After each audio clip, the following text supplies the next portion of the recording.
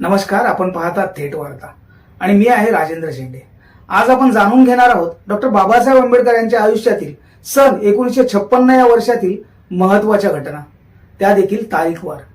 1956 हे वर्ष डॉक्टर बाबासाहेबांच्या जीवनातील अखेरचे वर्ष असले तरी तेच वर्ष त्यांच्या विचारांचा, सामाजिक क्रांतीचा आणि बौद्ध धम्माच्या जागतिक प्रसाराचा सर्वात महत्त्वाचा टप्पा ठरले।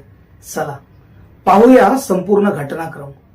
4 फेब्रुवारी 1956 रोजी जनता या वृत्तपत्राचे नाव बदलून प्रबुद्ध भारत असे करण्यात आले। हे केवळ नाव बदलणे नव्हते, तर डॉक्टर बाबासाहेबांच्या वैचारिक प्रवासातील एका नव्या पर्वाची सुरुवात होती। 12 मे 1956 रोजी बाबासाहेबांनी बीबीसीच्या दिल्ली केंद्रावर व्हाय आय लाईक बुद्धिझम या विषयावर भाषण केले। या भाषणातून त्यांनी बौद्ध धम्माविषयी आपला दृष्टिकोन मांडला। 20 मे 1956 रोजी व्हॉइस ऑफ अमेरिका या आकाशवाणी केंद्रावरून डॉक्टर बाबासाहेबांनी डेमोक्रेसी इन इंडिया या विषयावर भाषण दिले। भारतातील लोकशाहीचे भविष्य, तिची मूल्ये आणि तिच्या समोरील आव्हाने यावर त्यांनी आपले विचार मांडले। 24 मे 1956 रोजी भगवान बुद्धांची 2500वी जयंती मोठ्या उत्साहात साजरी करण्यात आली।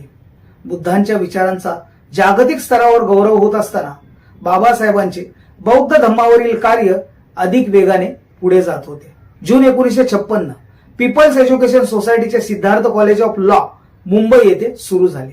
शिक्षण हे सामाजिक परिवर्तनाचे सर्वात प्रभावी साधन आहे, या बाबासाहेबांच्या विचारांचे हे आणखी एक महत्त्वाचे पाऊल होते। 1 जुलै 1956 रोजी बाबासाहेबांनी मुंबईत training school for entrance to politics या संस्थेची स्थापना केली।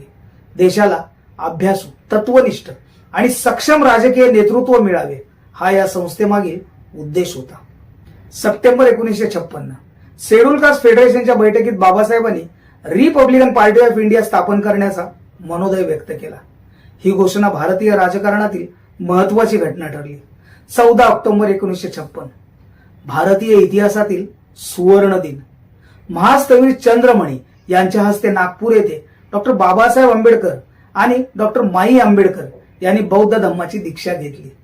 यानंतर बाबासाहेबांनी आपल्या लाखो अनुयायांना बौद्ध धम्माची दीक्षा दिली। ही घटना आधुनिक भारतातील सर्वात मोठ्या शांततामय सामाजिक परिवर्तनापैकी एक मानली जाते। 15 ऑक्टोबर 1956 अगदी धम्मदीक्षेच्या दुसऱ्याच दिवशी नागपूरच्या दीक्षाभूमीवर बाबासाहेबांनी आपण बौद्ध धम्माचा स्वीकार का केला या विषयावर सार्वजनिक भाषण केले। या भाषणात त्यांनी धर्मांतरामागील आपली भूमिका आणि बौद्ध धम्माची निवड का केली याचे स्पष्टीकरण दिले। 20 नोव्हेंबर 1956 रोजी काठमांडू येथे झालेल्या जागतिक बौद्ध परिषदेत बाबासाहेबांनी बुद्ध आणि कार्ल मार्क्स या विषयावर ऐतिहासिक भाषण केले। हे भाषण त्यांच्या शेवटच्या महत्त्वपूर्ण वैचारिक भाषणांपैकी एक मानले जाते।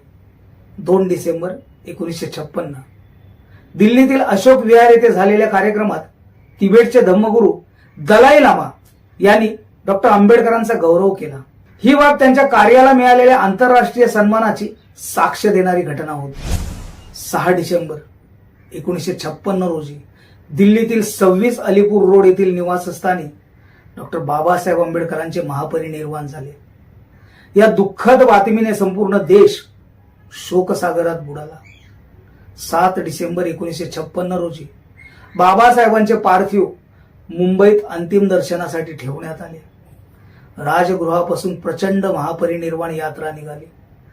सुपुत्र यशवंत आंबेडकर यांच्या हस्ते दादरच्या समुद्र किनारी, आत्ताची चैत्यभूमी येथे बौद्ध पद्धतीने त्यांच्यावर अंत्यसंस्कार करण्यात आले। मित्रांनो, सन 1956 हा केवळ एका महान नेत्याच्या जीवनाचा शेवट नव्हता।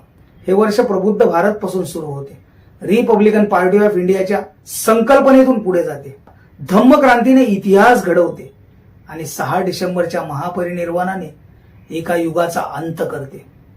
परंतु विचारांचा अंत कधीच होत नाही। आजही बाबासाहेबांचे कार्य संविधान, समता, शिक्षण, सामाजिक न्याय आणि बौद्ध धम्माच्या रूपाने प्रत्येक भारतीयाला प्रेरणा देत आहे। नमो बुद्धाय। जय भीम, जय भारत।